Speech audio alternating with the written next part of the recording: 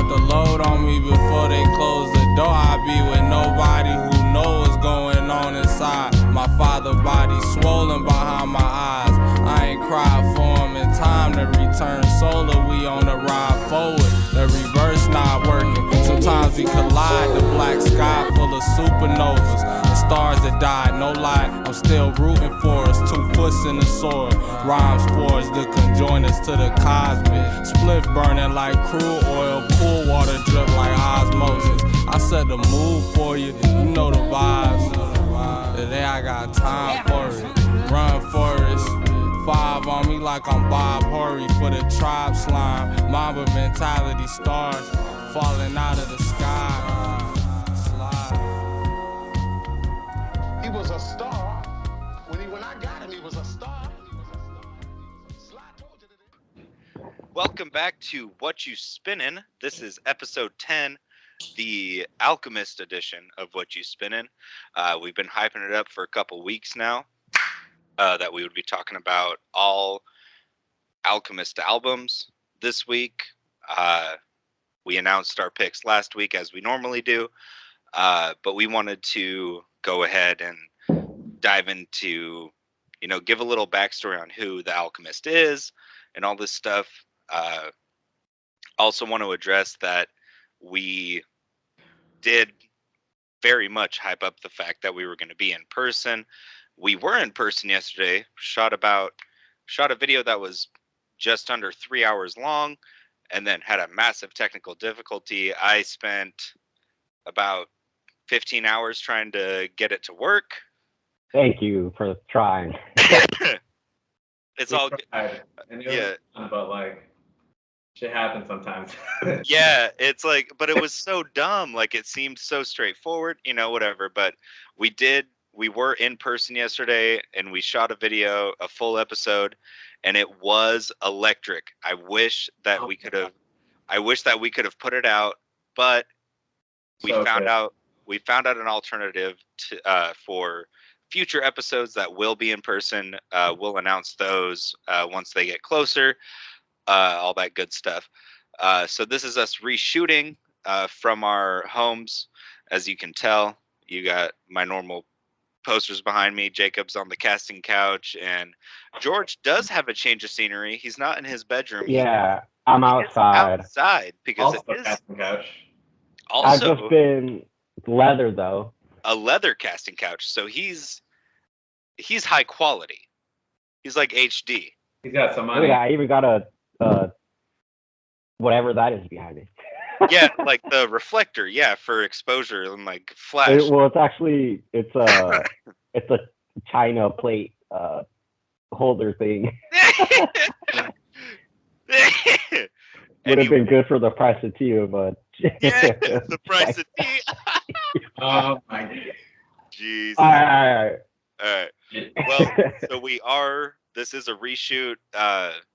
Like I said, I really wish we could have put out yesterday's thing that we shot because it was fantastic. But instead of that, George is working on a video because, as you guys know from the Record Store Day episode, he did shoot that badass video for us. He is working on one right now, and there's some stuff I'm really interested in seeing with that, and you can find that on our Instagram, and we will probably put it in the next episode. One more announcement before we dive into Alchemist is we are expanding the crew. If you guys remember from episode 8, when we talked about Frizzle Fry by Primus, we did have our coworker, or mine and Jacob's coworker, Matt, join us to talk about Primus. He is joining us as a full-time member of the crew. I'm going to try. He told me that I could announce his album at the end of the episode, even though all of us already know it from yesterday. But I'm going to try to Skype him in and see if he can give us his full breakdown. But at least if anything, I'll get a vocal recording of him saying what his album is. Yeah. But with that being said, let's dive in. Jacob, why don't you kind of you and George kind of paint the picture for Alchemist. Yeah, right on. Another thing, real quick, before we also jump into it, we are also on Spotify now. So that another thing we wanted to mention. We got all of our episodes up on Spotify now. So once this goes up, it will also be on there. If you don't have time to look at it, you can at least listen to it. But Yeah. And also, we're working on audio quality. We'll get there. Yeah. The first episodes might be a little hard. It might be a little raspy, but we're getting there. We're getting there. So true. And the link, as you know, if you watch the show, we already have the Spotify playlist for the Whatchu Spinnin Bangers. Playlist is in the description of every YouTube episode. We will also be adding the Spotify link for the Spotify version of the audio podcast. So keep an eye out for that. But thanks for bringing that up, Jacob. Almost forgot about that, even though no, it's a lot. Like man, yesterday's episode was so good. I know. yeah. But we can definitely, let's jump back into it though. So yeah, Jake, take us away. How do we do this? So Alchemist, just talk about him. About Alchemist, yeah. And music in general, throughout history, throughout even the last couple of years, if we want to talk about it, most recently, we've been seeing it that not only artists can express themselves with like their lyrics and like the musical standpoint, but it's also been at the forefront in all genres and especially in hip hop, producers. And it's finally come to a point where we're like acknowledging and we're giving credit to like these fantastic producers in hip hop. But it's something that's like easily overlooked for the longest time, that producers wouldn't get their shine. But the last couple of years, it's definitely been a boom, and they've definitely, that's like a term that we like saying a lot, they've like been given their flowers. Like they've been given credit to like their work because they've been doing it for so long. And we can talk about, like DJ Premier, we could talk about Pharrell, Kanye, all these like big major producers that have been doing it for so long. And one of those that has had like a crazy like last couple of years and that has been around for decades now is The Alchemist. And The Alchemist is one of those producers that got his start in Mobb Deep. That's where he got like, he really like came into like his own. But he had his start earlier than that with, he had a little like middle school or high school group, George. I forget what it's called. I could look it up right now, but yeah, it was just him and his two homies, and they just started rapping because they liked Beastie Boys, which is in that interview that you sent. And they were just dressing, like them and stuff like that. And they were psyched because they're like, oh, there's other white dudes who are doing this. So that like it was cool to see that for him. And yeah, I mean, like, and for a long time, like producers were just like, all right, stay in your lane, you can't rap or anything. So like, just make us the beats, we'll pay you, and that's it. And a lot of people still like that. They like ghost producing. A lot of like ghostwriters do that, but it like Pharrell and Kanye, for example, made a lot of records for a lot of people, and nobody even knows. Pharrell was just like Alchemist and Kanye. Alchemist was responsible for putting a lot of people on because they were just making these amazing beats that everybody could like vibe to, and also making like radio stuff. But the difference with Alchemist is that his stuff wasn't radio. It was more like underground. And then his come up with Cypress Hill, touring with them as like a teenager while he's in high school, also making beats with other producers, and he's just like, working with them and to have that rich experience as a young kid man, like it's still crazy to think about. Yeah. Like, because like that's how he like transitioned into like his getting his own sound. Because when he was on tour with like Be Real, Cypress Hill, Soul Assassins, like him and DJ Muggs would like sample and like DJ Muggs, yeah. pick out like albums and like take like that's where he got his start, you could say, with DJ Muggs. And Yeah. then like he's been just on a crazy tear.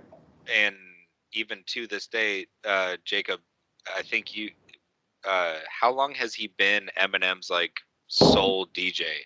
How long has that been? I think it's like 16 years, you said? Like 16 plus years, yeah. He's been the official DJ of Eminem. Which is unreal. Yeah. Just, like that stat alone, because like we haven't talked a lot about Eminem. I want to bring him up at some point because I think, I feel like he gets too much shit. Like he doesn't but he is. I give him shit, but even then, like he's still like, I can't ignore the fact the impact on hip hop he has. Right, and so that combined with the impact that Alchemist has had on both old, Mobb Deep era hip hop and now current era with the albums that we're about to talk about, is that connection to me still blows my mind. And I just want to mention, so I looked it up. So since 1991 to 1994, that's when the group ended, and they kind of branched out, or the other two were just doing whatever. And that's when, after 1994, started with DJ Muggs, and then the connection with Mobb Deep. They were called the Hooligans. But so since 1991, being kids, like, that's crazy. We weren't even born yet. Dorian, like, it's crazy. Yeah, he's come like a long way. And we talked about yesterday, like the impact, like the changes in hip hop that we're seeing right now is so big, and it's happening in front of our eyes right now, and how exciting it is. Like we talked about, like, man, later in life, we're going to look back and be like, whoa, you remember when this album dropped? Like you mentioned Kendrick Lamar's Good Kid, Mad City and stuff like that.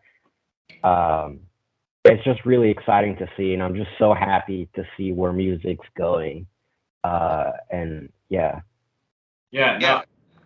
Go ahead. Yeah, I agree. That thing that, we mentioned yesterday, just to kind of reiterate, is, in not even just in hip hop, but we kind of mentioned it in one of the last couple episodes, but like we're at such a beautiful time in music where not just hip hop, but all of these different genres are getting a massive wave of influence, whether it be due to social media or the pandemic. People were listening. I feel like people were at home. Like, let's get into different genres of music. But George is exactly on point. We're seeing so many different waves of music, and it's wild when you look at Alchemist's catalog and his tenure as a fucking producer. You see him experience waves too, and that's one of the things that I remember us talking about yesterday that I'm so excited to just go over, is the growth because it's very rare that whether it's a producer or a rapper is in the game for that long, and then also that you can, because when they're in the game that long, you can see the change, and they kind of go with the the different waves. Yeah, the eras and stuff. And also, I want to mention, there's been records that even best producers like Pharrell and Kanye, for example, that just made absolute flops. Alchemist, for some reason, like everybody else's career is like, Alchemist was a straight, like it was a straight incline. And yeah, like you said, you see his growth, and it's from his first album, First Infantry. Like he definitely was DJ Premier inspired. Like you could tell everything was like, okay, this sounds like similar to like something DJ Premier or something that like early Kanye stuff. But like we talked about, and throughout this, I'm excited to get into it because with these 3 albums, you could see where he was headed, even though those 2 albums that you guys picked are closer, but like, yeah, you will just see it. Yeah, no, you guys will hear it. Like right now in music, like in any genre, like as an audience and like as like the consumer, like we are just so spoiled with like not only the quantity but like the quality of music. And like in the next couple of years, like we're gonna be looking back at these albums and like how crazy they were. Because it's insane, like the fact that there's so much good music that's coming out, and like just like the sheer amount of it is insane. And specifically like Alchemist, these last like 3 to 4 years, he's been on an insane run. Like he's had like 4 or 5 like full-length albums, and he'll do also like 3 to 4 EPs, and then like you don't even consider like the singles that he does for people. Like he just did like we could think about like last year he did like 3 or 4 albums, and then the EPs that he did. So it's insane. Like just like Alchemist, like it seems like he doesn't rest. Like he's just in the studio. Like this guy does not take vacation. It's fucking insane. Yeah. He's got a fucking. He's got to have a hammock or like a fucking pull out, like you know, the beds that come out of the wall. He's got to have one of those in the studio or a fucking hammock because he's always pumping shit out. And like, yeah, like you were saying, Jacob, he definitely sleeps in the studio. You know, he's passed out in the studio. But yeah, like he was working on different albums for different people while also putting out his solo projects. Like, dude, he's just a powerhouse of just music. Like he is music. I'm looking at it right now for last year, 2021. He had Carry the Fire, Haram, This Thing of Ours, Rapper's Best Friend 6, Bo Jackson, Super Tecmo Boat, and wait, that's it. That's 6 albums. Ain't nobody. That's not even last year. Like, there's no producer that. Yeah. Jesus, man, he's the producer of the century. I feel like. Yeah. No, like he's been on an insane run, and I feel like it's definitely. And it has, like, people have been giving him recognition last year, or 2 years ago, rather, for the album that he did with Freddie Gibbs and Alfredo. It got Grammy nominated, which I still think should have won. But, you know, Grammys does not matter. But, like, he has been giving people have been giving him recognition. Butterfly, just saying.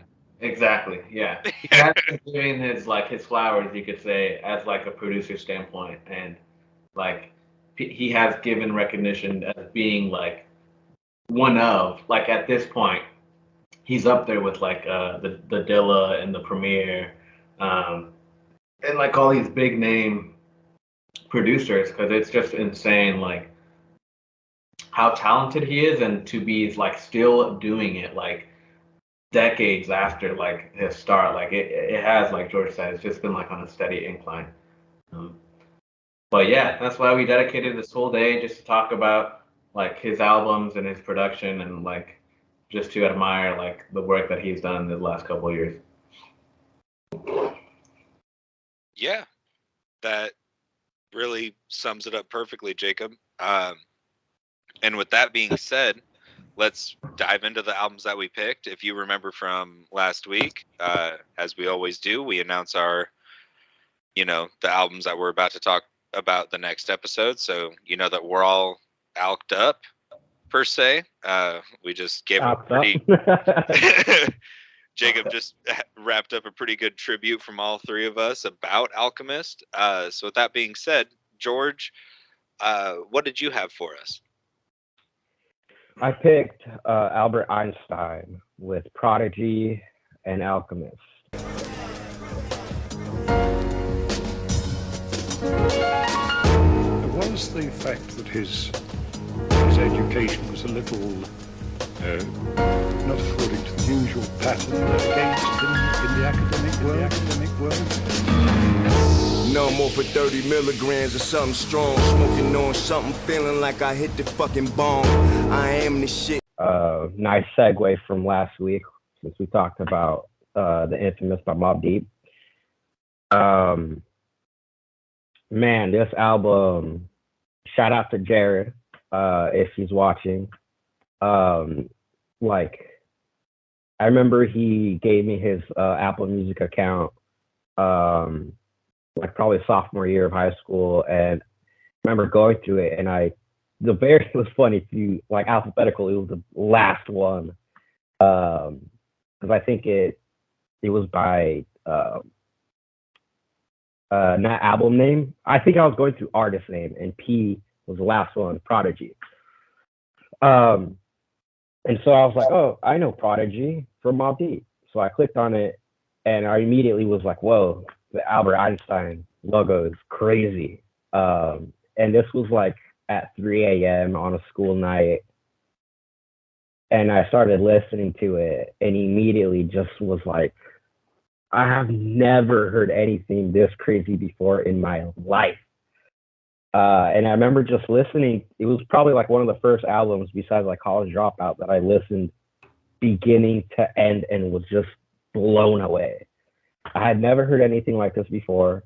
And that's when I started diving into the work that Alchemist has done, because the only other thing that I've heard from Alchemist was off of First Infantry, which was Hold You Down. And I thought that was like such a sick record, especially because he raps on it too. Great rapper, but he's like, you know what, I'm gonna focus on producing only. And yeah, so what do I have more to say, obviously, but what do you guys think? I think first off, thank the Lord that it finally came back up on streaming. For real. Before this, For fucking real. Yeah, we were talking about this yesterday, but like the whole time, like that I had like having to listen to this, I was having to listen to it on like SoundCloud and like on YouTube, and like it was always like choppy, and like it was like censored, and there was ads and everything. So, but it's finally back up on streaming, so that's a plus. I can finally literally the day before Alch Day, which is crazy. And because Alchemist once in a while posts something on his story, and I clicked on it, and it was Prodigy. Prodigy stuff is back on Spotify. Yeah. Heart. And I'm like, no. And so I checked it out, and it was there, and I'm like, dude, this is unbelievable. It was like, just like, you know, it's like Alchemist knew. It's like, yeah, someone somewhere gonna be bringing this up. Let's just bless him real quick. And while I was listening to this album, because we have the Spotify playlist for the show, I was like, oh man, like there's some really good songs that like I really want to have in the fucking playlist off of this album. Dude. Like, and then literally 2 days after I was having that thought, you sent, like, I woke up to George sent a chat, and he was like, hey, Albert it was like 4 a.m., dude, when I sent that. Yeah, I woke up to that, and I was like, let's fucking go. Yeah. I was like, all right, so dude, now the stars aligned, dude.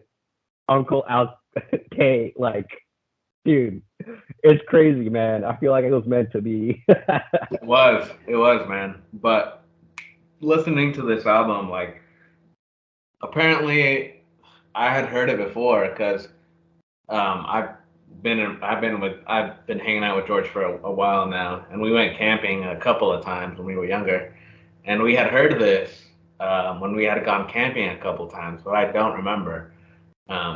And George always talks about this. I like the story that George brings up about it. But listening to it now, like full length, like front to back, man, it is such a good album. And then like the beats on it, I feel like it's Alchemist that like you could tell that he's found like his sound.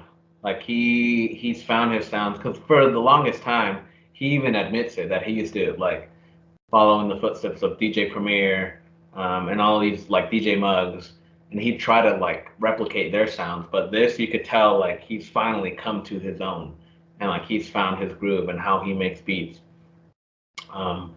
But man, super good.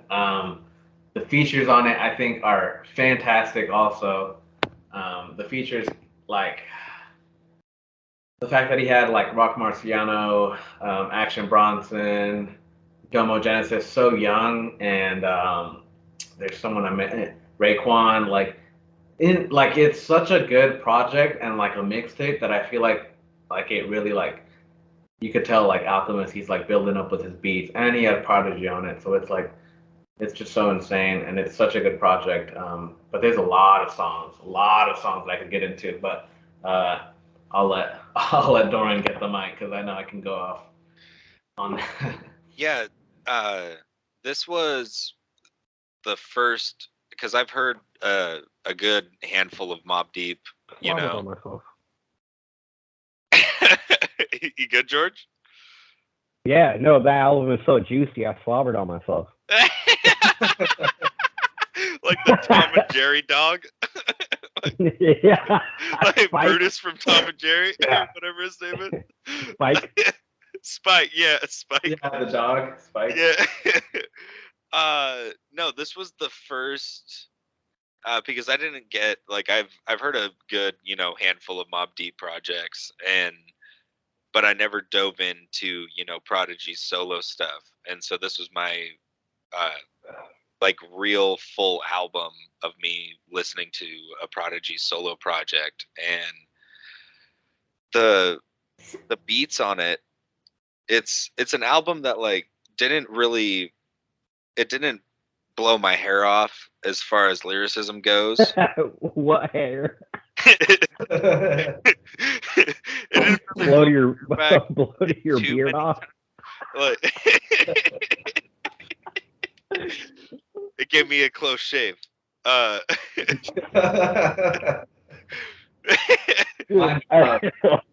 shit. But there were a couple of times, where I was like lyrically, where I was like, oh shit, damn, like that was like, damn, okay. Like Confessions, like that track. Yeah, dude. That track.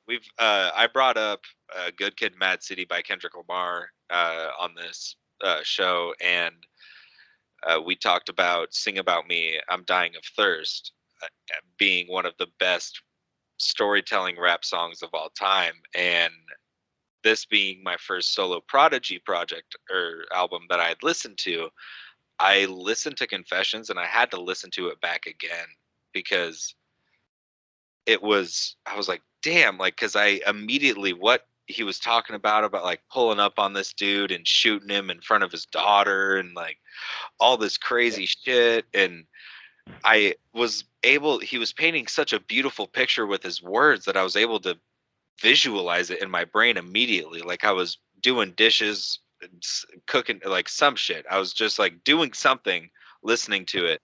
And I heard that fucking, I pulled up in front of him with him and his daughter. And it was So what I wanted to mention, I didn't bring it up last time. So he's talking about two killings. Yeah.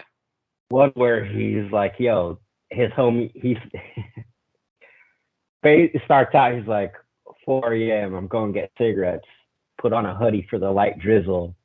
And he goes and sees his homies, and he's like, yo, that fucker that was being a punk, we just saw him over there.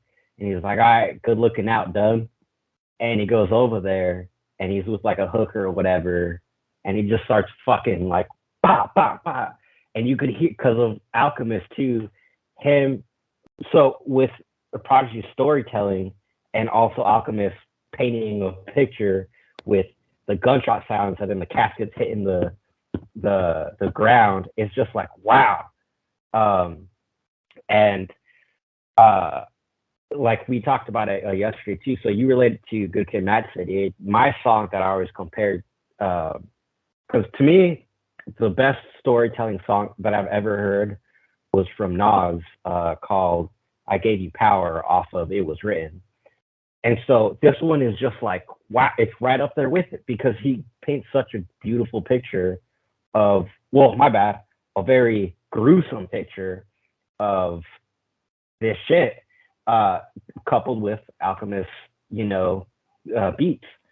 And I just want to mention also, like, for the people who think, man, this is fucked up, why do you listen to this? I want to bring up a point. I think maybe he's not talking about himself. He's talking about what it's like for a person to grow up in the projects and have beef with other people. And he's given a perspective of what life is like in the projects. And that's my take on it. I think that's really what happened.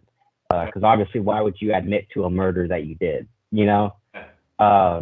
So, yeah, it was just super cool to hear. And then, the second killing, which was of this dude who just picked up his daughter from school. And he was just like, man, he just picked up his daughter from school. He's holding her by the hand. Now, how shall I proceed? And he's just like, fuck it. He murked them. And he's like, now this girl is going to be traumatized and she's going to spend her whole life in therapy. And it's not funny, but it made me laugh because he was like, I smacked a little hoe.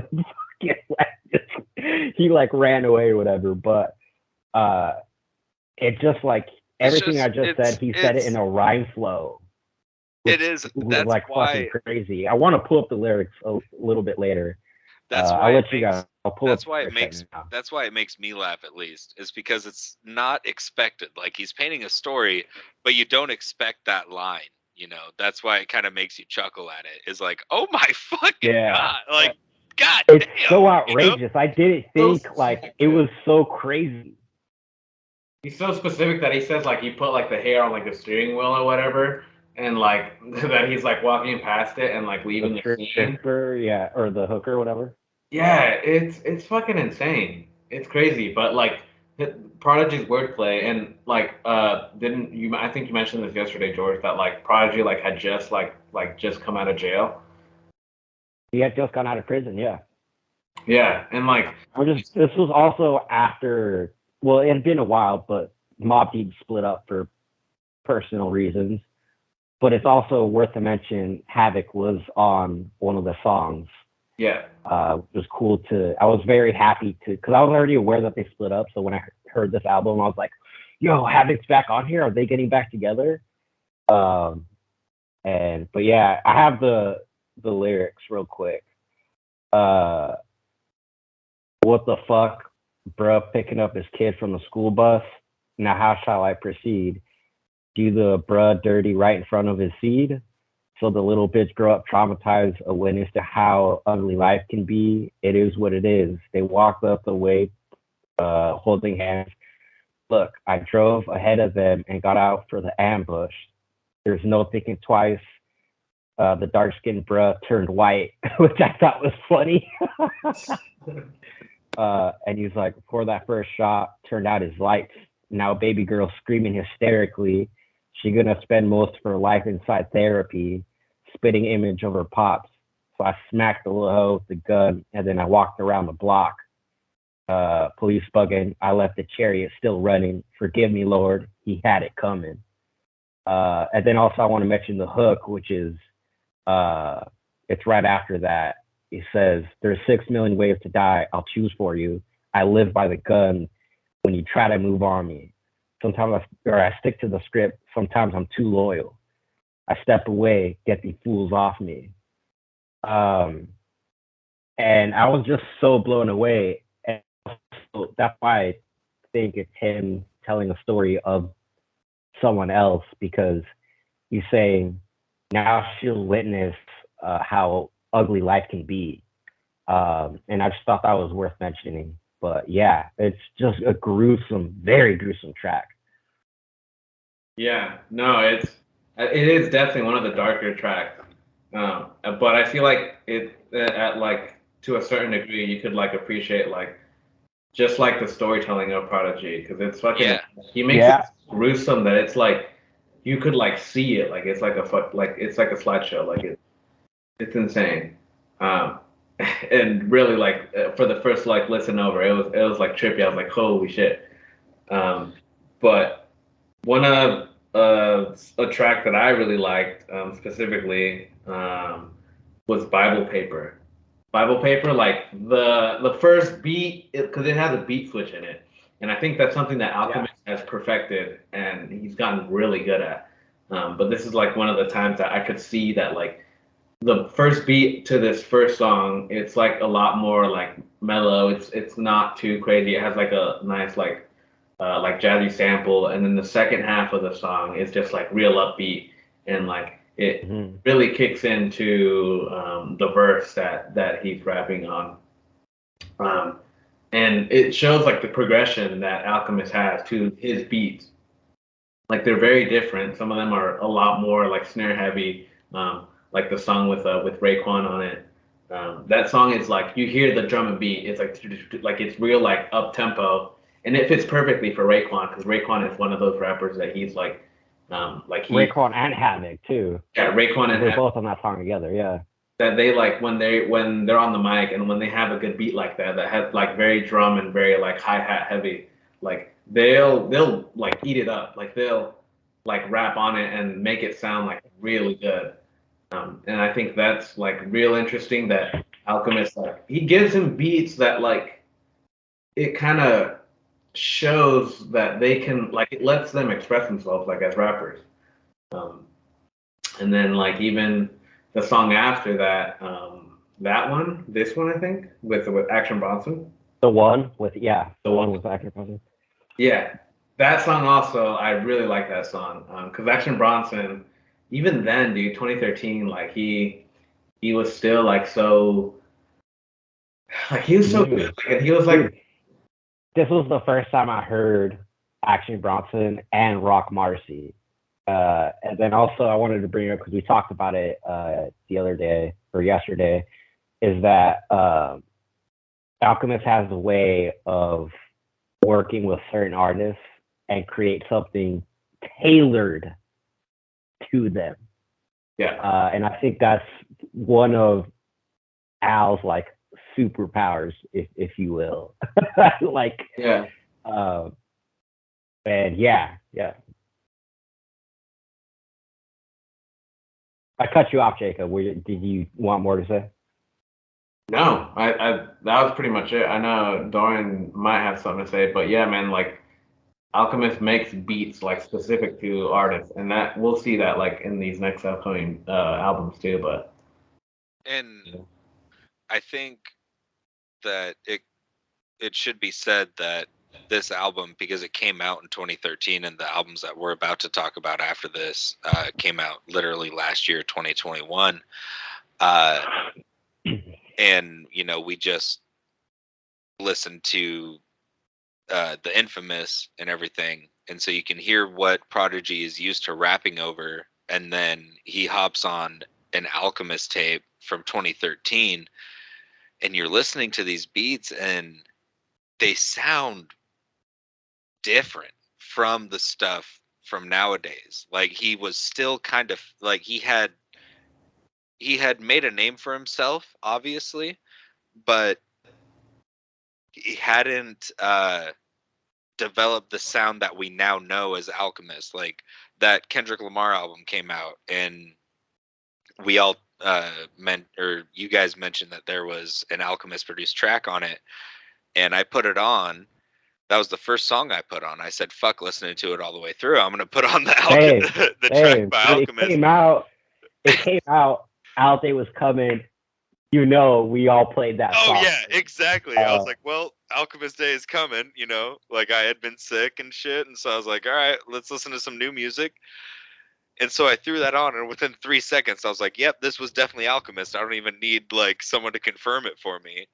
But it's interesting to hear elements of that from 9 years ago, or that he was starting to slowly craft it, and nowadays it's like, oh yeah, that was Alchemist. Whether it's on the albums we're about to talk about, Haram and Bo Jackson, or if it's, Kendrick Lamar little features, School by Q, he did a track for, Action Bronson solo projects. Like, it's wild that you can see the growth from one project with Prodigy and Alchemist. And so with that, hold on, I wanted to mention, so I didn't listen to Covert Coupe till later, but that was 2 years prior to Albert Einstein. And this album, Covert Coupe, is very good, but you could kind of tell he was like barely finding his lane.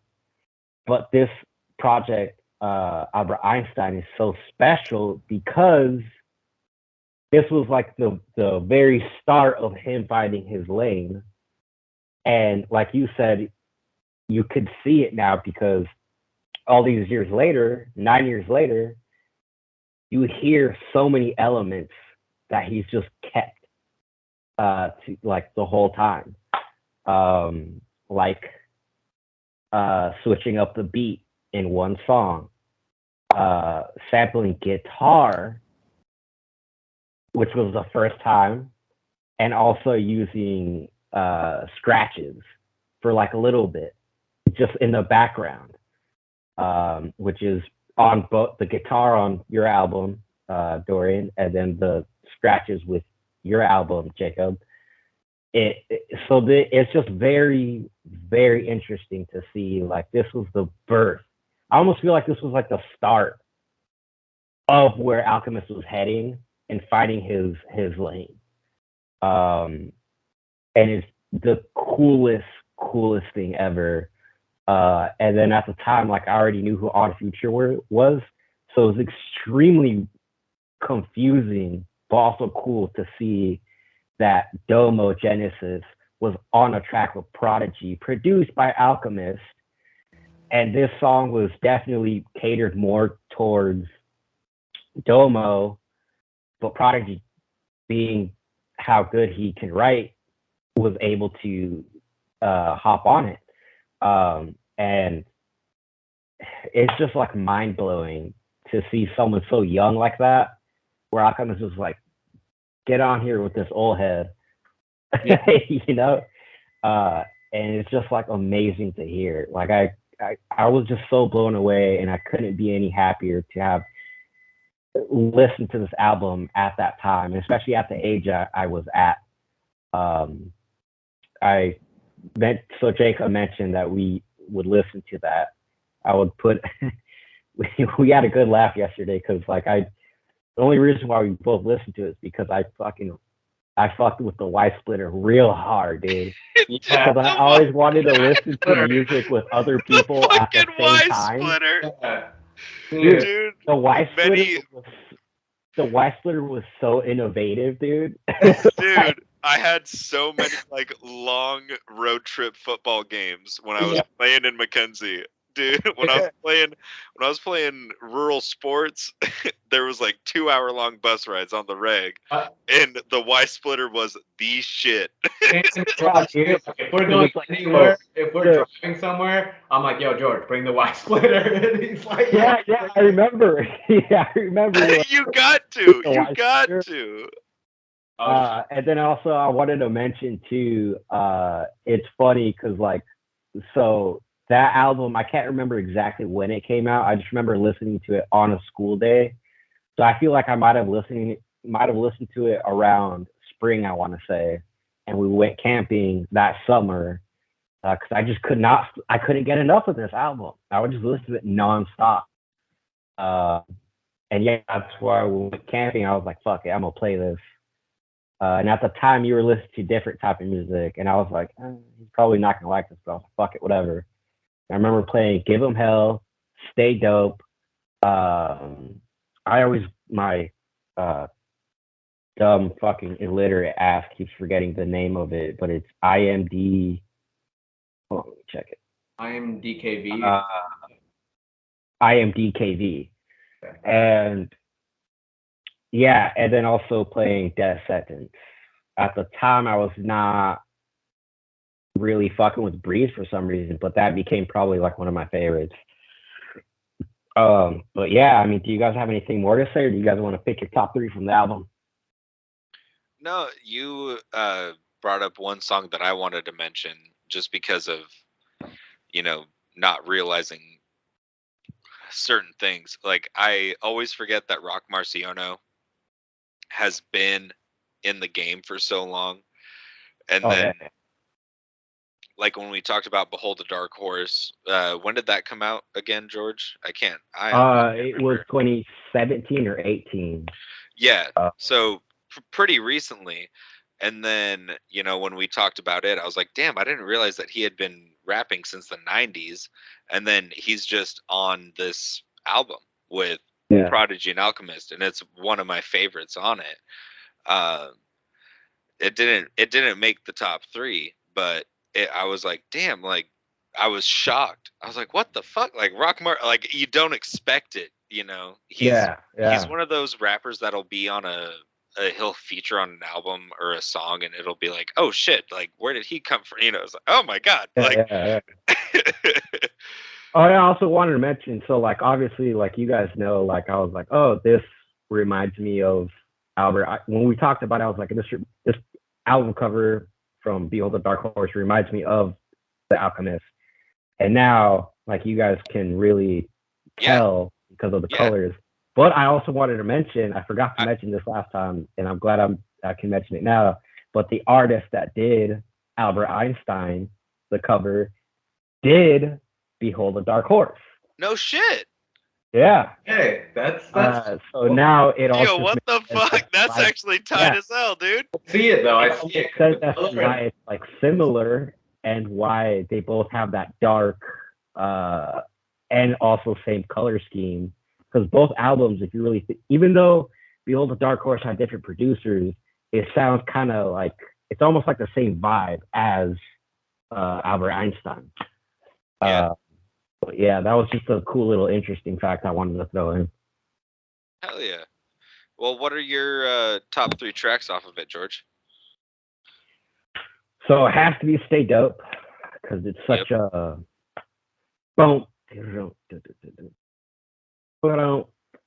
and then the piano and stuff like that, and also the lyrics, which I want to mention real quick, where he's like, oh, you gonna get dumb, go and get gunned, you're gonna get clapped, you're gonna get a standing ovation. Yeah. Clap, yeah. And why not? So yeah, Stay Dope. I have to pick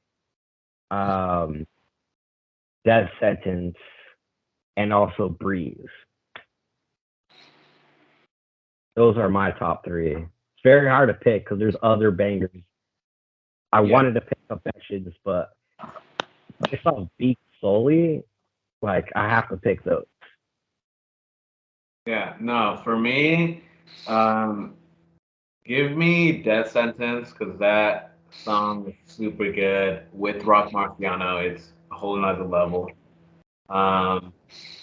Let me get Bible Paper, just because that beat, like, I'm a sucker for beat switch. Like, if you have a, like, really good beat switch, like, I'm hooked.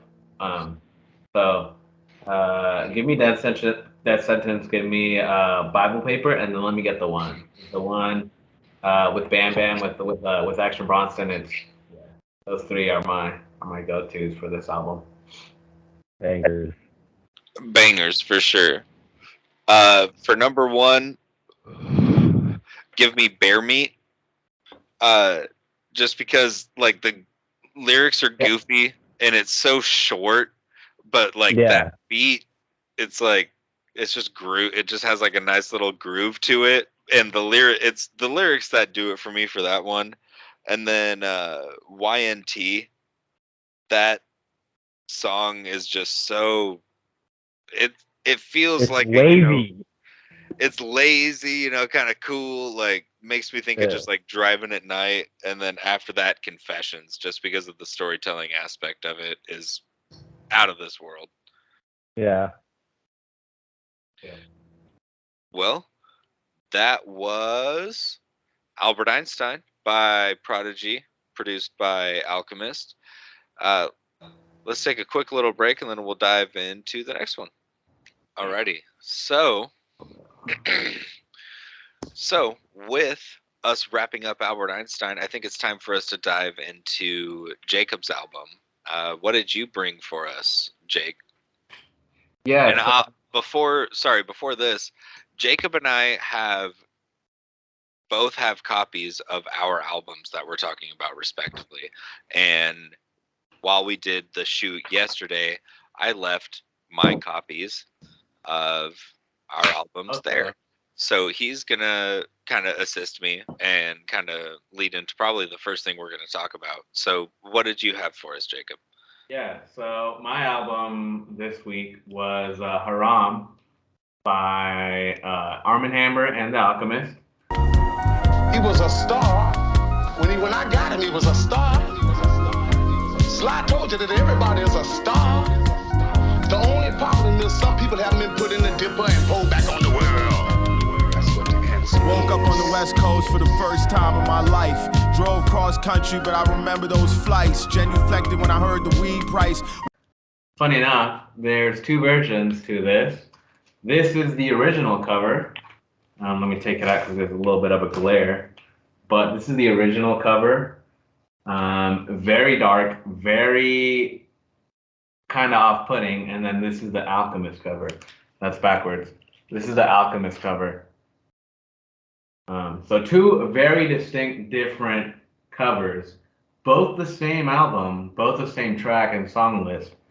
But two very different covers. And Dorian brought this up, and I remember this happening.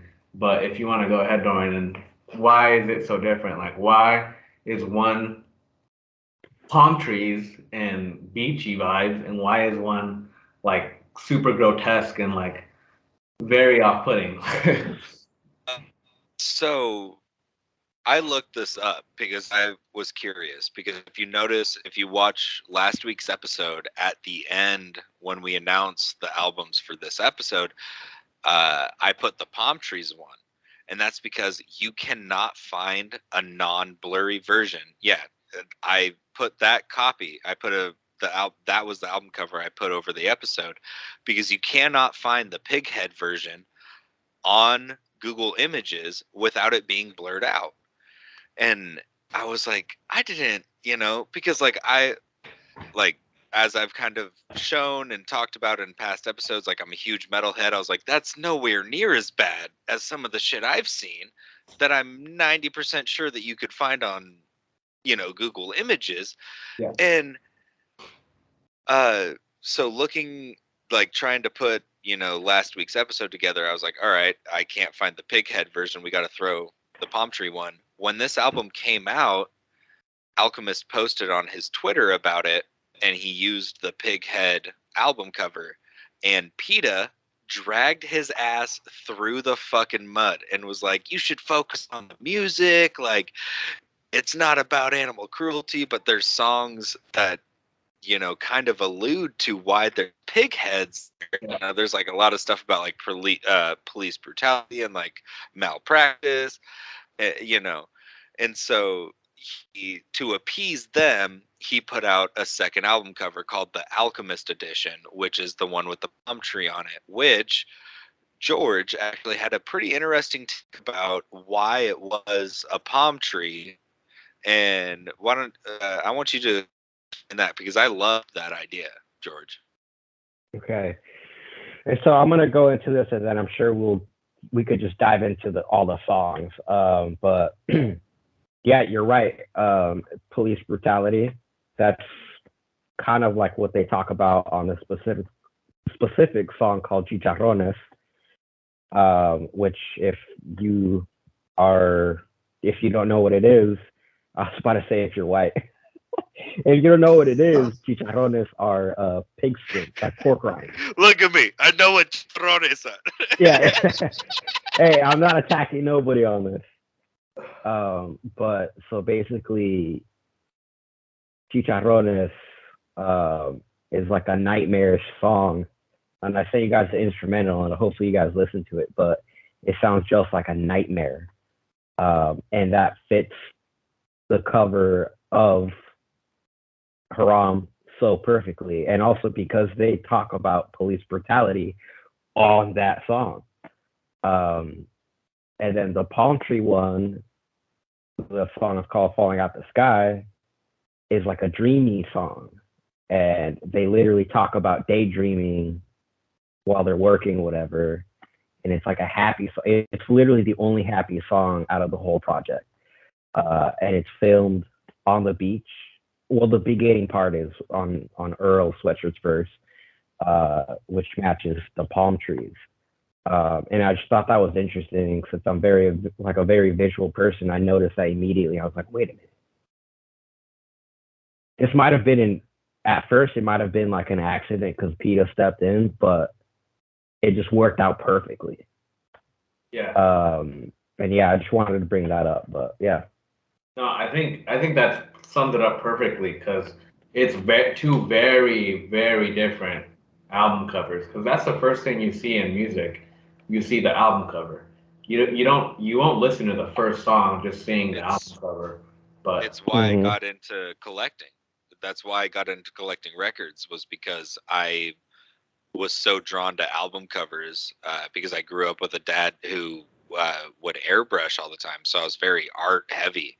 And so seeing badass album artwork, you know, whether it was like Metallica Master of Puppets or, you know, Lateralis by Tool, I was drawn to that. And that's why, because like, how badass would it be to have a 12-inch version of your favorite album cover that also you can throw on something and play it? Like that was like literally 80% of the reason why I collect to this day. Exactly. Yeah. It's so like, yeah, I could get into it, but it's like so like, it's such a thing of the past, owning physicals, like owning CDs, owning vinyl records, and the fact that you could actually physically have it and like look at it and appreciate it, and it comes with its own inserts and it's got posters and all this stuff. But yeah, it's very different. Two of the album covers are very, very different.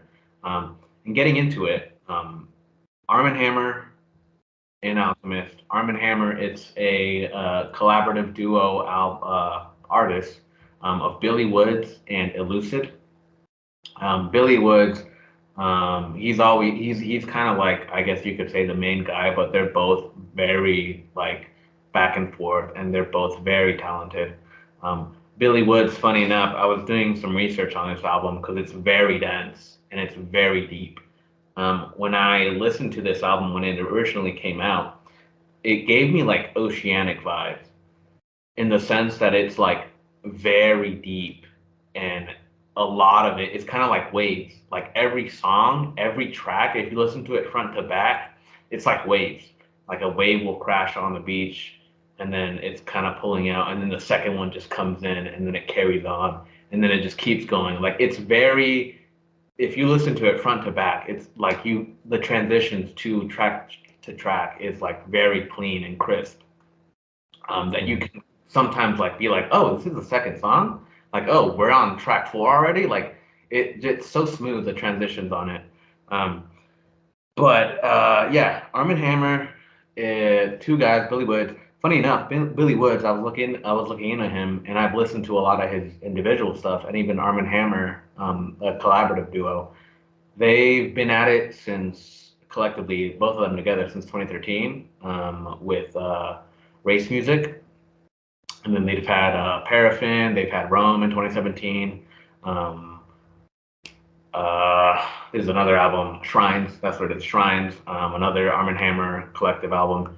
Billy Woods has done his own individual stuff, super good. It's like very abstract hip hop, you could say. It's abstract and it's very different. A lot of the lyrics will go over your head easily, just because it's very, very dense and you have to like look into it. And like, that's how you appreciate the music, because lyrically, from a lyrical standpoint, Billy Woods and Arm & Hammer, they're so ahead of like the curve that like the lyrics that they have are fucking insane. But funny enough, I was looking into Billy Woods. He's born in DC, to an English literature professor for a mother. So his mom is an English literature professor, and his dad a PhD Marxist writer and thinker.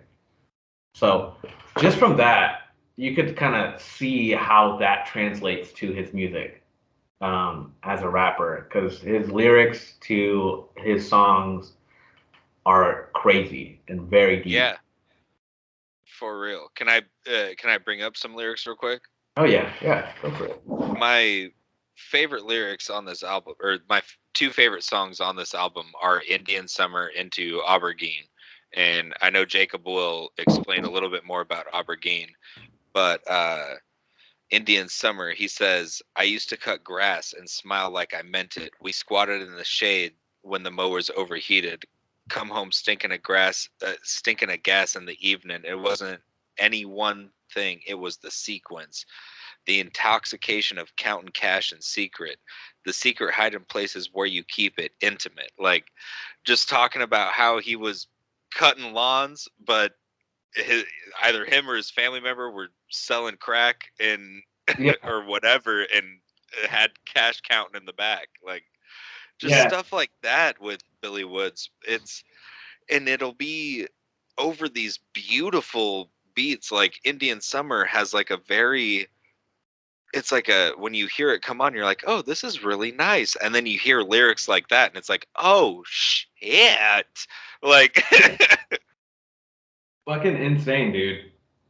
It's crazy. I love how the beats on this album, talking about Alchemist like catered these beats specifically to Armand Hammer. Because these beats, I don't think would go with any other rappers. Like, if you want to put this to Boldy James, if you want to put this to Freddie Gibbs, you can't, because it doesn't not match. But it matches like so perfectly to Armand Hammer and Billy Woods. And getting into it, like the track list, the first song, Sir Benny Miles, it is like a crazy start to the album. It has like a sample that it's like getting into it. And Billy Woods, like his first verses that he's saying on this album, he's like, dreams is dangerous, linger like angel dust, ain't no angels hovering, ain't no saving us, ain't no slaving us. You gonna need a bigger boat, you gonna need a smaller ocean, but here's some more rope. Like, it's so insane. And then even like from a producer standpoint, Alchemist does a lot of like reverse production, and this is the first track that we could see that. And reverse production, like reversing music, like reversing samples, it's been done in the past. Some producers have done it, like Timbaland, he's done it, and Alchemist, Kendrick. like, he predicts, yeah. And I feel like Alchemist kind of like perfects it in this song. And yeah. No. Yeah. Yeah, you hear it like it's insane how it works. And then Elucid, his opening verse also, he's like, what did he say? He's like, you need permission to have an issue with me. Like, like Billy Woods, like I feel like lyrically he's so good, but Elucid's like delivery is what sets him apart. Yeah, and I don't mean to cut you off, but I wanted to mention this because I said it yesterday, and it's like, you know, when you have a problem with someone and you're telling them what is what, or telling her what is what, and they're just they're not listening to it. It's like, hold up, before you have an issue, you have to fucking have permission for me to even have a fucking issue in the first place. Like, listen to what I'm saying. So I love that so much. And I also want to bring up the lyrics to Chicharrones because, again, police brutality, and that's the whole reason why Cut Off Pig's Head is on the front. I'm not saying animal cruelty is okay, but also police brutality isn't okay. One thing to talk about animals, but it's another thing to talk about human beings. And so the lyrics to right off the beginning is like, this shit is like Reiki to me, man. Billy Wood says, got caught with the pork, but you gotta kill the cop in your thoughts. Still saying pause. Motherfuckers say they hate the cops, but the minute something off, they want to use force. I just work here. I'm not the boss. And he says, when they look back at history, make sure I'm absolved. Make sure. Don't try to rewrite the past. It's oral history when I'm involved. Wow. It's just crazy. He's like, get caught with the hog leg, but you got to kill the cop in your head, the officer in your mind, red-handed, the chicharrones with chile and lime, which is dope because me and Jacob talked about how Latino lingo is used in rap, which is, I think, is so dope. Like Sunday school on the plugs I meant with 38 Special says, what do you say? I'm a young sucker, got Mexican idols, just left Ohio. We head up for Cinco de Mayo. Oh, yeah. And just hearing stuff like that is just so dope. And to hear this on this track, I was just like, thank you, shout out. So it was definitely like super cool to hear that. Yeah, no, I think it's such a dense album that the lyrics are, from like a first like listener, like if you're listening to this, it's very different to like mainstream album, and that's why I kind of refer to it as like abstract hip hop. Yeah. No, I definitely agree. And I brought up Indian Summer and I brought up Aubergine earlier, and this just goes to show another just great example of Billy Woods' lyricism is on Aubergine. Literally the song right after Indian Summer, it's I send brothers to the store, I keep something in the cupboard, I'm stubborn, I am my mother's love measured in eyedroppers, burnt rubber from the coppas, the eye doctor leapt, shocked, my third eye, don't believe me, just watch my chakras, shots pop in hills of Caracas. It's like, Jesus Christ, like like that whole run. Yeah. That whole run is like, holy shit. Like, and it's something that like I talked about with the Primus record, where it's like you talked about like lyrics of rock, and I said, to me they're very cryptic, like it's hard for me to decipher like what they're saying. And with good hip hop like lyricism, you want that. You want them to dig deeper. Like you said, Jacob, it goes over your head sometimes. And with this album, like they're very, very cryptic. And it's up to your interpretation. And that's why I absolutely love that you said they sound abstract, because it truly is. So I was very happy that you said that. And then I want you to talk about, Jacob, what you said with the lyrics that you had to look up, because even I didn't get it. But I'm glad that you explained it, because there's so much to it. Just that one line. Yeah, no, I really did do my research on this album, because I've heard it like a bunch, like almost. I at this point I could say it like 50 times, 100 times. But like, yeah, getting into it, like Roaches Don't Fly, fantastic song. Lyrics on there, like there's lyrics on this whole album that I could bring up. But Roaches Don't Fly, the second track, it's like. This is elusive that he's saying, guns go off, smoke and fire, light and sound, my new name colonizers can't pronounce, bounce for ounce, what more, kill your landlord. Like he's talking about here like how, if we talk about it like in American history, like settlers that they were coming to, colonizers that were coming to America, they couldn't pronounce like African Americans' names. That's why he says new names colonizers can't pronounce. It's insane. And then where he says like, what more, kill your landlord. Kill your landlord is like historically it's always been like a phrase that you say that it's like exploitation of Black people. But like, you mentioned that when I brought this up yesterday, you kind of agreed both of you guys kind of agreed with it actually. When he says "kill your landlord," he gets like kind of like a metal-esque kind of like growl to him. He's like "kill your landlord," and then it does the "Lord, Lord, Lord" like echo with the fucking deep voice. And I think that's like the coolest part of that whole line is that he really just sells it with his voice, and it's impressive because and it starts sounding something else too. Like we were talking about, you know, when you're a kid and you're being an annoying little shit, and you just start like saying one word over and over again, and then you start to realize like, oh, this sounds like a different word now after saying it so many times. And I forget the name. I forget what it's called when that happens, but also the Beat Conductor, shout out. He has a song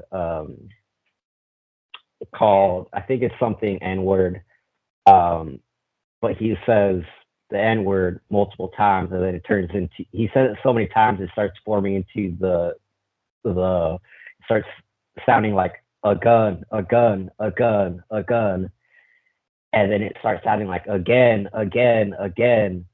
So it's like that, this, and then the other thing, it all makes sense, but it's funny that it all just morphed into something else, but it's all meaningful. And I think that's what, you know, they do on this, which I think is super cool. Yeah. Very, very artistic and very creative for them to pull that off. They do that on Aubergine, which that track Aubergine, also, we talked about it yesterday. Aubergine is like an Italian phrase for eggplant, and eggplant is sometimes referred to as like slang for like African American. So it's like what the fuck, you know? Like how do you come up with that?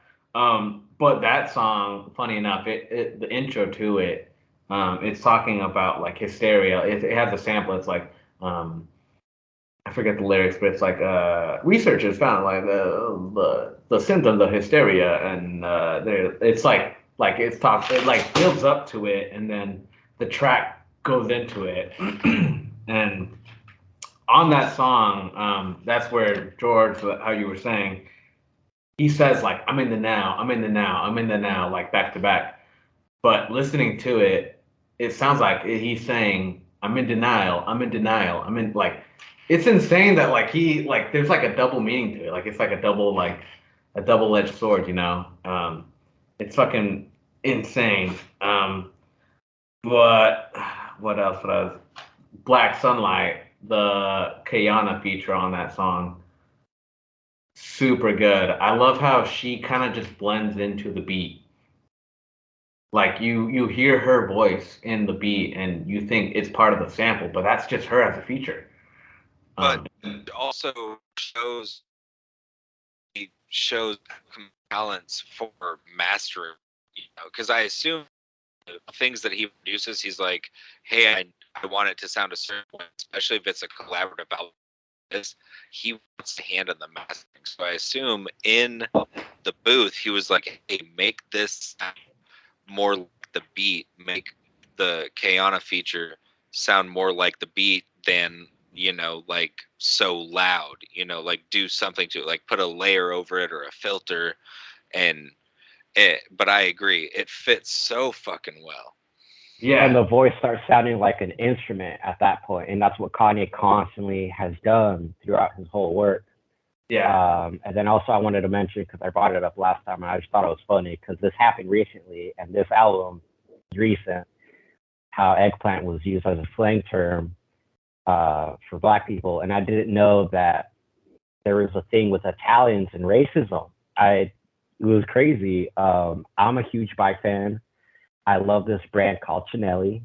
It's a super cool, with rich race history, Italian-made bikes, and they recently just gotten a lot of trouble because this was just after the whole protests that just blew up during the pandemic, and they had like a watermelon face with red lips, and they had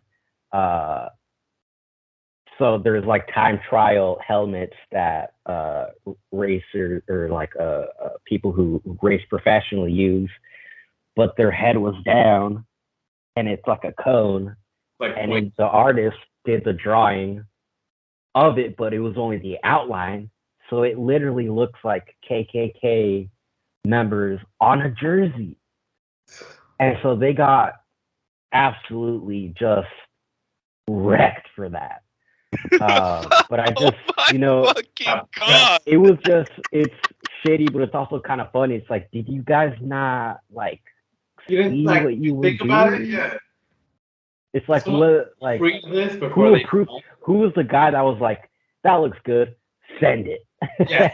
It's like, but it's funny to know that happened, and then also they talk about, I guess, Italians being racist, which is shitty also, because I want to mention that I do want to change my name eventually to the called Giulio, which is it's like an Italian version that's spelled Giulio. But now I'm kind of like, I'm like, should I?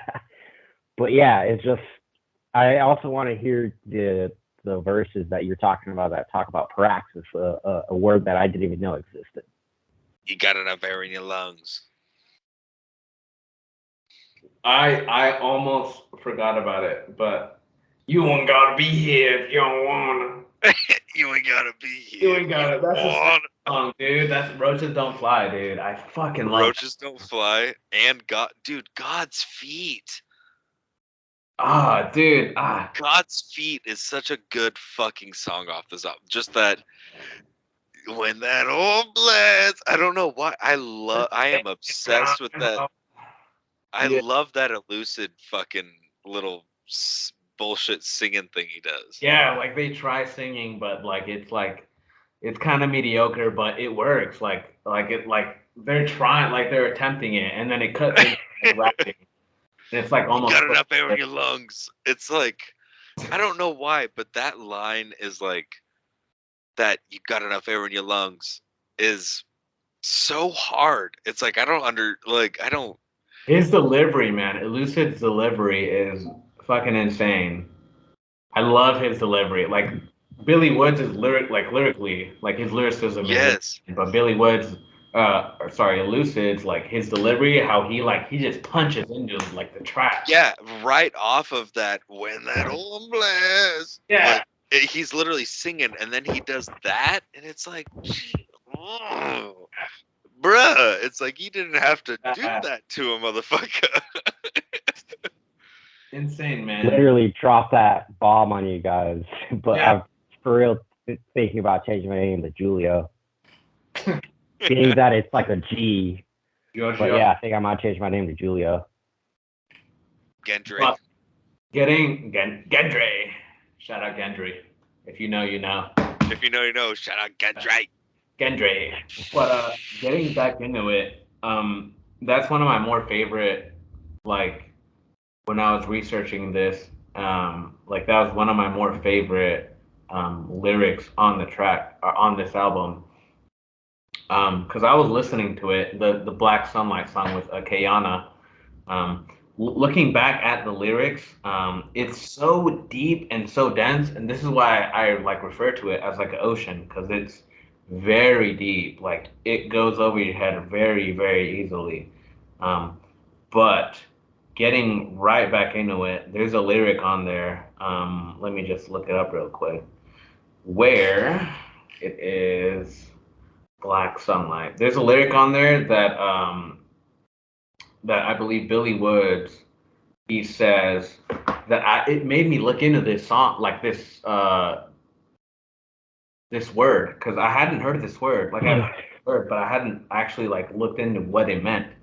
Right here, it's like cook the books with bookworms, a word, and then he says, iridescent blackness. Is it performative or praxis?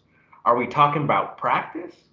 We talk about practice, like it's like a double. We talk about practice. I love, dude, that lot that we talk about practice. That shit is so clean. Yeah, like it references like Allen Iverson, like the interview where he like for 5 minutes, it's like he missed a practice, and he's like, "We talking about practice? Like you're making a big deal about practice?" but it's like he says, like, is it performative or praxis? And I was like, what does the word praxis mean? I'm like I've heard of that word, but what is it actually meaning? And of it, like looking into it, praxis is related to practice. Praxis is doing the action of the thing you're talking about. So Billy Wood's saying, is it performative or praxis? He's like saying, like, are we actually talking about us doing it, or are we actually like acting and like doing what we're saying that we're gonna do? And it's like a double entendre. He's saying, like, are we actually gonna put into action and like try being better? Are we just saying, hey, we'll try, you know? Like, it's like more. It's a more like clever way, very clever, and this is where you could tell his parents' background really, like, you know, put an effect on him. But it's a clever way of saying, in poetry, even cooler, of saying actions speak louder than words. Yeah. It's a way clever way of saying that, basically, which I thought was amazing. When you brought that up, I was like, oh shit, because like I didn't even look it up. I was just like, what the fuck does that mean? And I just kind of was left there wondering, and I just never looked it up. But dude, that's absolutely crazy. Yeah, no, I think it's that's what I appreciated so much about that lyric specifically. Like, he said that lyric for a reason. Maybe I'm just looking into it too much, or I'm just like reading in between the lines too much, but I'm not. I feel like he did this on Between the lions. Yeah. God damn it. Reading between the lines. Yo. Between the lions, dude. All right, Jake. Reel it back. All right, Jake. What are your top 3 off the album? What are your 3 favorite songs off the album, my guy? Real quick, before I do, I think the best song, and I think collectively we could all agree, the best song on this album, Falling Out the Sky. Yes. With Earl Sweatshirt. I mentioned this last time, yesterday's podcast. When I was listening to this, I was like, how do I feel about this song? And when I hear this song, if there's one song to listen to on this album, listen to that one, because it's probably the best one. But the production on it and the just the whole track, it feels like, you know, when you're like making your bed and you're putting your sheets on your bed, and you like throw your sheets up in the air and you let your sheets fall, and it's like slowing down and kind of like breathing down to like the actual mattress. That's how the track feels. Like, it feels like it's like floating, and it's like just like soothing, and like, because the beat is so smooth, and like when Earl Sweatshirt jumps in on it, like, it gives you that very slight taste of what the beat is, and it's that very synth heavy, and then Earl Sweatshirt comes in very quickly, but it's such a smooth. Before she dropped a load on me, before she dropped, like, and it's just. So I wanted to mention also back to the Al shit, like him being able to cater to an artist is so incredible that he could do it together for other people on one track. And this is a perfect example, because you listen to this song and you're like, this is an Earl beat. Like, this is for him. And yeah, dude, it's just so dope to hear that. Yeah. That's probably my favorite track, Falling Out the Sky with Earl Sweatshirt. But if I had to pick my top 3, it'd be Falling Out of the Sky, Sir Benny Miles, because it's just such a crazy, not only beat, but like an introduction to an album. And then Give Me Scaffolds. I love Scaffolds. We didn't get into it. We didn't get into it, but it's so unique. It's such a good song. But this whole album, it's very abstract. If you're a hip hop head and you like very underground hip hop and you appreciate Billy Woods, I think you would appreciate this album. And you've probably heard of it if you are a hip hop head. But yeah, give me those 3 albums. Give me Falling Out of the Sky, Sir Benny Miles, and Scaffolds. Hell yeah. George, you want to give yours or you want me to give mine? I just want to say also, because I forgot to mention this because I mentioned it yesterday, but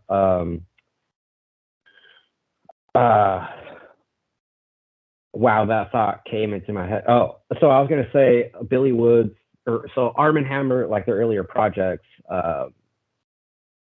like their beats are kind of catered to the rhyming style, and the rhyming style is very like just tempo driven, and so the track kind of just gives like an atmosphere for them to be the main dish.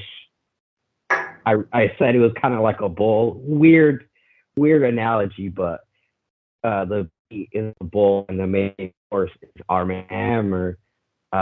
And so their earlier stuff, their beats were very good and catered to them.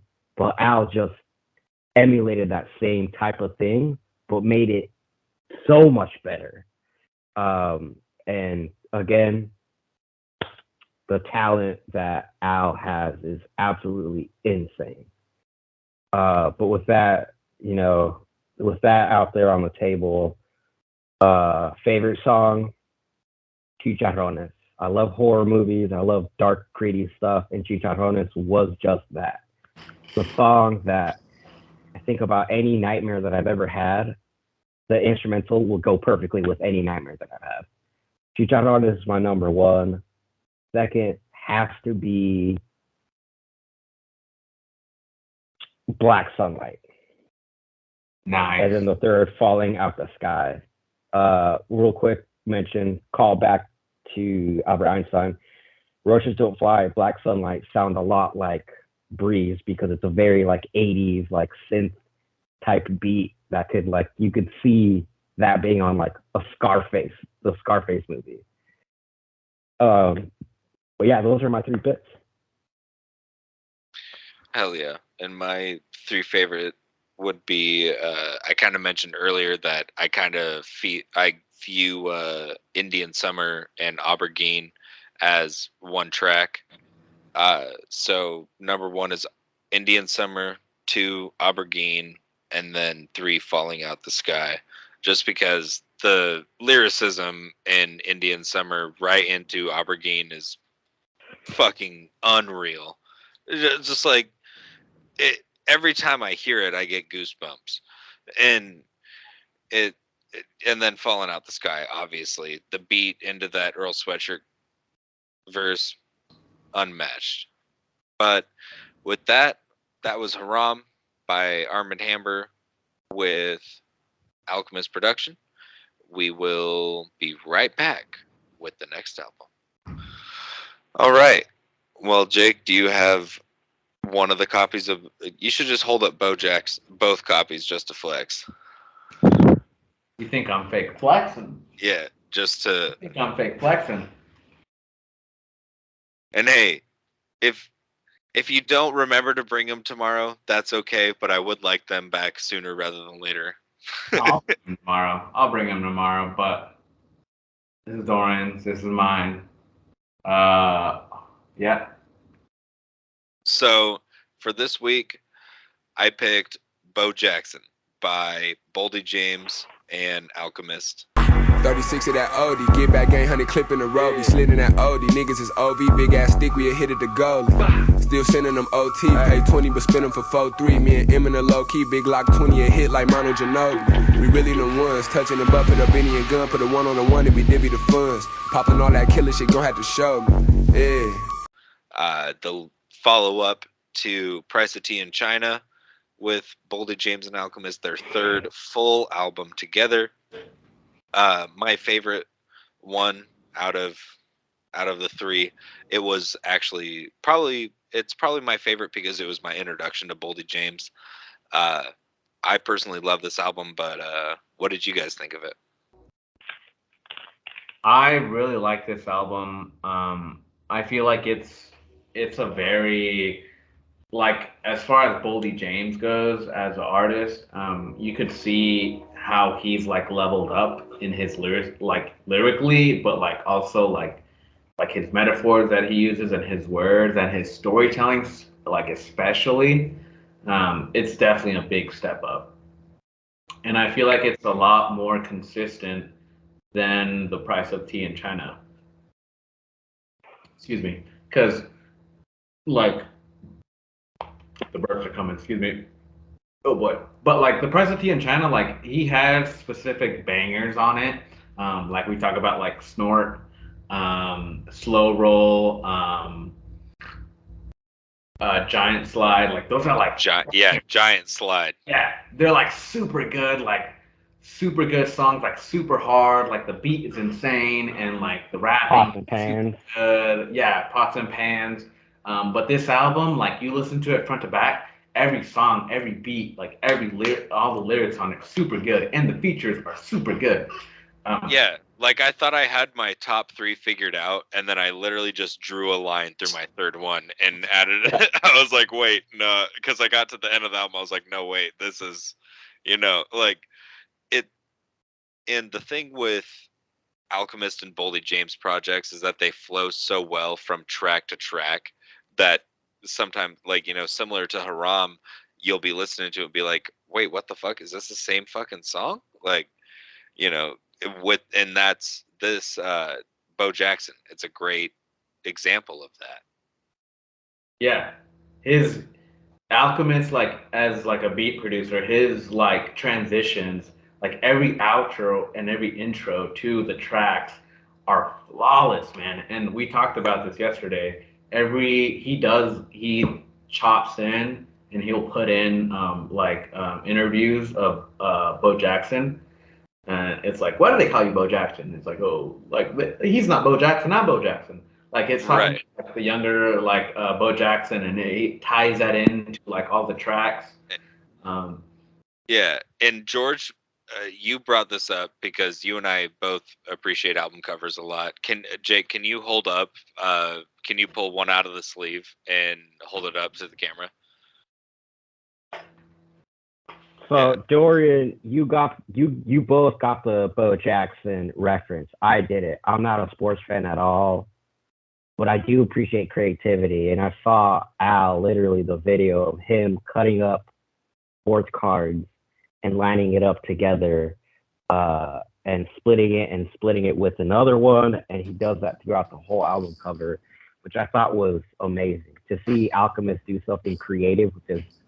Well, yeah, also using his hands, but doing something creative in a different way was just like, man, I appreciate Alchemist even more. Like, yeah.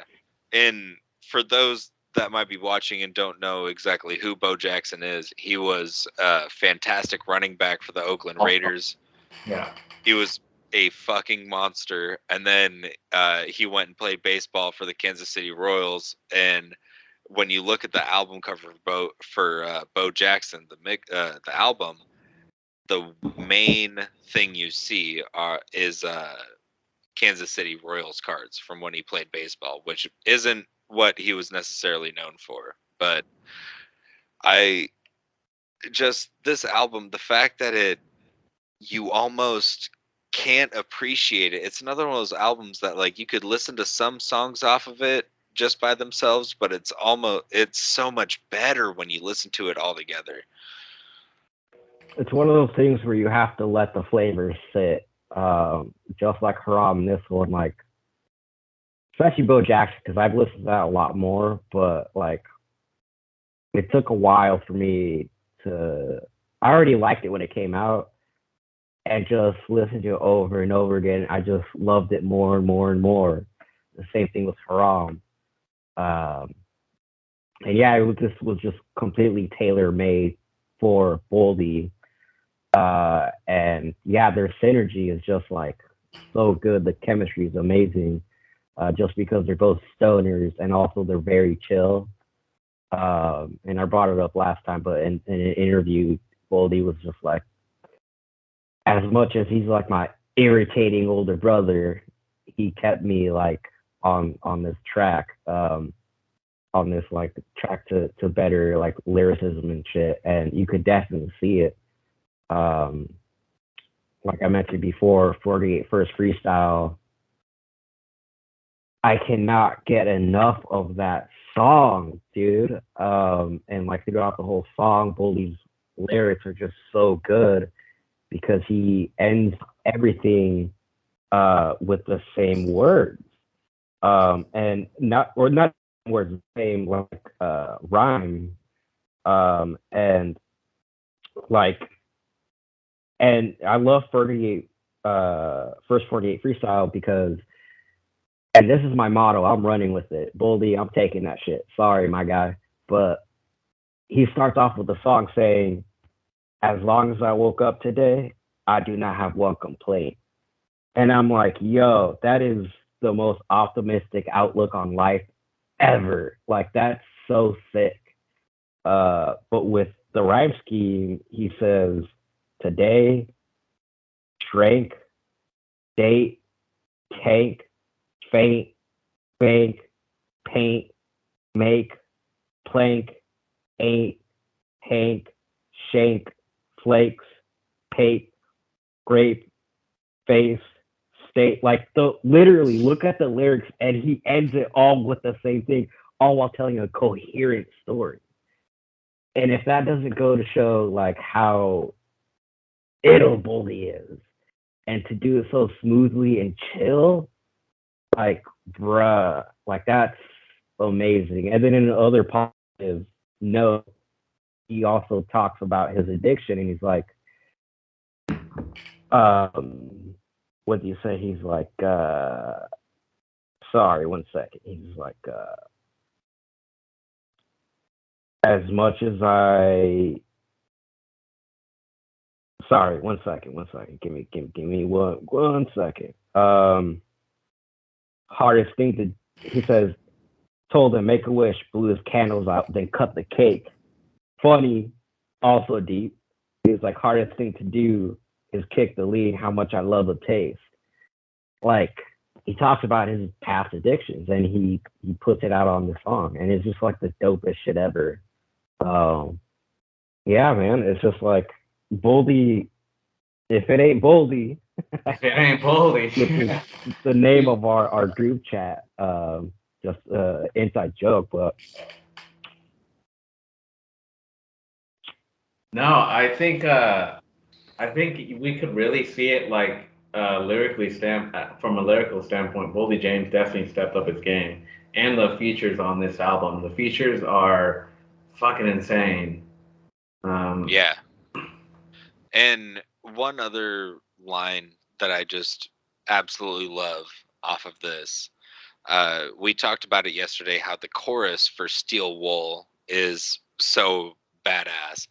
But the line that I especially like is, he's talking about, I don't know the full verse, but all I remember is that he's talking about getting chased by cops, and he says they don't know what's in the back of this Honda Civic. And I used to drive I used to drive an 04 Honda Civic, and so I was like, oh shit. I was like, and I did get pulled over in it, so I was like, ah shit. Like, did you say Steel Wool or Speedy Man? It was Steel Wool. Steel Wool. And another verse too is, I think it was a chorus where he's like, and this is what, like, when I heard this, I fucked me up. I was like, holy shit, like, this is so ill. He's like, so dope all my life, so shit, I only know one way to get it. Half slab golden retriever, this ain't no Purina. Black mag and 4 fever, brick of cocaine. Stirring the bricks up in this pot, this ain't no Farina. Stuffing 30 clips in my Glock and switch your whole demeanor. Like, damn, dude. Like, oh, when I heard that, I was like, holy shit. Like, that's the way I play with bricks is why they call me Lego. Yeah. yeah, dude. Like, he has some just little slip. He's just like, here you go. Yeah, like so much like lingo and like the slang that he has on it that Like if you like know like very little, like you'll catch on to it, like it clicks. Especially with his lyrics. A song that I wanted to talk about, Brickmile to Montana, with Benny the Butcher, which yeah, the beat insane. Yeah, the beat is so heavy with the bass, and it's super, I love that he has again a Benny the Butcher feature, just like the Price of Tea in China, and I honestly I could say I like this song more than Scrape the Bowl, just because of the beat and Boldy James lyrically he's stepped up so much where he's like almost like on the same level with Benny the Butcher, because Benny the Butcher is an insane like lyricist. His lyrics, yeah. and he's stepping up to the plate, dude. Like he's almost there with them. Some a verse that he has, he says, still sending MOT, pay 20, but spit M like 4-3. Me and M in a low key, big Glock 20. It hit like Manu Ginobili. Like, dude, Yes. the lyrically like what the fuck? Like how is he like he's like making a like basketball reference to like Manu Ginobili, it's like and like he even like changes his like his rhyme scheme, like he's switching his flows off this track, which I think is real interesting for Boldy, because Boldy he's kind of viewed as like a lazy rapper. Yeah. Like he kind of has like a monotone, very deep voice, but on this track he's playing with like his like lyric switching and like his flow switching, which I think shows his growth as like a rapper. That was really cool. So he's an ill ass writer. Like it's undeniable, like how dope his shit is. In that same interview that I was talking about, and I brought it up last time because it was just way too funny. Just to show you like how chill he is, and he's funny, and I think that's also why he gets along with Al, because Al is fucking hilarious. But the interviewer was asking him, he's like, man, I don't know how you do it. He's like, you smoke so much weed, and it showed you writing some shit down, and your eyes were literally shut closed. Yeah. And you went in the booth and you just literally spit the whole thing without messing up one time. Like you spit the whole song. And like, I don't know how you do it. And Boldy was just like there, like fucking weed. Like, yeah, I just smoke a lot of weed, man. It was the funniest shit ever, dude. It's funny. A lot of like interviews that I'll see and like videos of Boldy James, he's like just high off of his mind, dude. Like he is like on another planet, but he's like so laid back as like a rapper that he just like it's like second nature to him, like at that point, basically. Fuck yeah. So Jacob, what are your top 3 songs off of the album? We're about to radio Matt in. Top 3 songs. Definitely have to talk about Photographic Memories with Earl Sweatshirt and Rock Marciano. Earl Sweatshirt pays homage to Alchemist, where he says in his opening verse, dude's winning Grammys now. Like he's like, oh, so Alchemist is like nominated for Grammys now. And then Rock Marciano, his opening verse, he says, broke generational curses with my cursive. Like Rock Marciano lyrically is insane. But if I had to pick my top 3 tracks off of this album, give me Steel Wool. Give me HE Double Hockey Sticks, because the beat switch, I'm a sucker for beat switch. So the beat switch on that song is really good. So Steel Wool, Double Hockey Sticks, and then let me get Photographic Memories, and honorable mention to the Stove God, Diamond on the Stove. Like, dude, such a good track. Yeah. We always reference that all the time, Dorian. That word. Yeah. Love it. And just one thing to appease myself and to appease Matt, because I know he's a wrestling fan too. The name for that track is Diamond Dallas, which is a reference to Diamond Dallas Page, and y'all know that West Side Gun is a huge wrestling fan, so it might be, you know, because they're part of Griselda that it's like, hey, let's make a song named after a wrestler. Yeah. But George, what are your 3 top picks from BoJack? So I have to pick 48 or first 48 freestyle because I cannot stop listening to that, and the music video is just so dope. And funny enough, I keep smoking Swishers now because I keep thinking that song and I keep listening to it, and he's smoking a Swisher blunt. But first 48 freestyle, Steel Wool because of the whole stuff in 30 clips of my Glock and switch your whole demeanor. Like that's such an ill shit, man. And then EPMD because the beat goes hard. And then I wanted to mention, because I mentioned it last time, Double Hockey Sticks. I like to think that Boldy was kind of referencing Big L because he has a song on his album called, or the song is called Danger Zone, and he says, I'm the 6 in the mix, straight from HE Double Hockey Sticks. And I like to think that he might have was referencing that. Whether or not he was, I don't know, but I like to think that. Yeah. But yeah, those are my top 3. Honorable mention, Third Person. I love that one. Great storytelling. But yeah, those are my 3 picks. Hell yeah. Well, with that being said, we're trying to get the man Matt. What are your 3 picks though? Here. My top 3. Matt Town is unavailable. All right. Mine were. Damn, you just like Boldy, bro. You high as fuck. My first one was Fake Flowers, and then second Oh, was we didn't talk Turpentine. about that. Yeah. Because the Freddie Gibbs feature on Fake Flowers is so Fucking nice. dude. It's like, and Currency has a great lead up. It's like he talks about being so proud, and then Freddie Gibbs just hits him with the "I'm so proud, fuck you, fuck them kids. I ain't your mentor, your role model." Like I really don't want to use that as my snippet for my album, but I just might have to for the episode. It's funny as hell. You play too much. Good. You play too much. And then Turpentine, and then Photographic Memories. But honorable mention was Brickmile to Montana. Yeah. But other than that, let me see. Let me call this motherfucker real quick. All right. So now that we've talked about the albums for Alchemist Day, we've radioed our boy Matt in here, and we're gonna give you the albums for next week. And with this being Matt's first episode that he'll be on fully, we want to give him the honors. What do you got for us, Matt?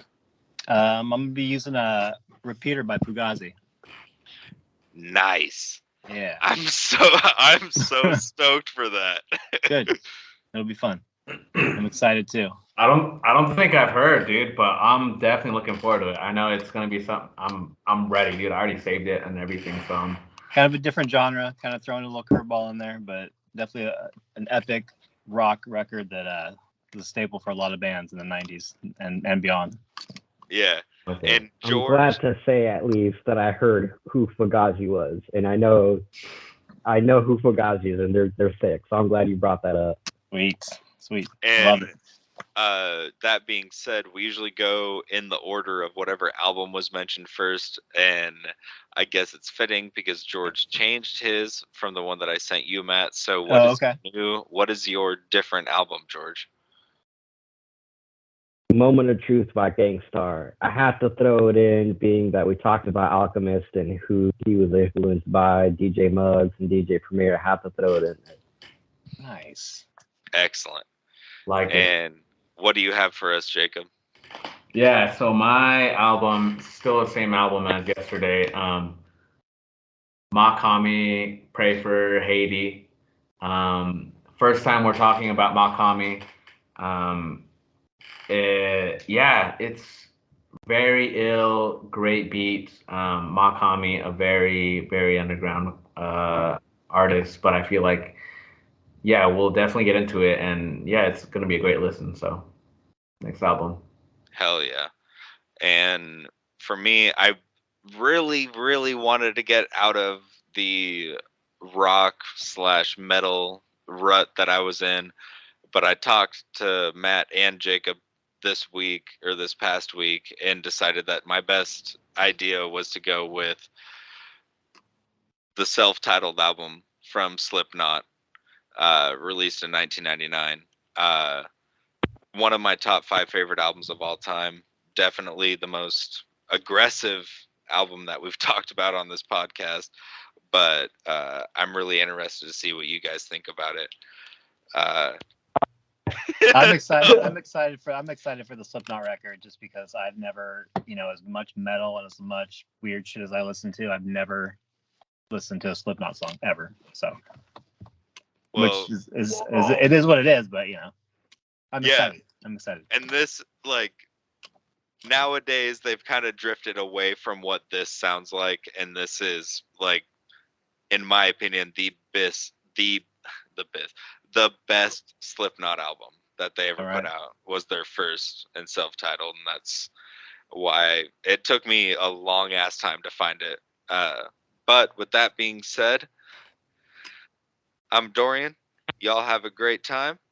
Have a great week. We'll see you next time. There's George, there's Matt, and there's Jacob, and we'll catch you next time. There you go.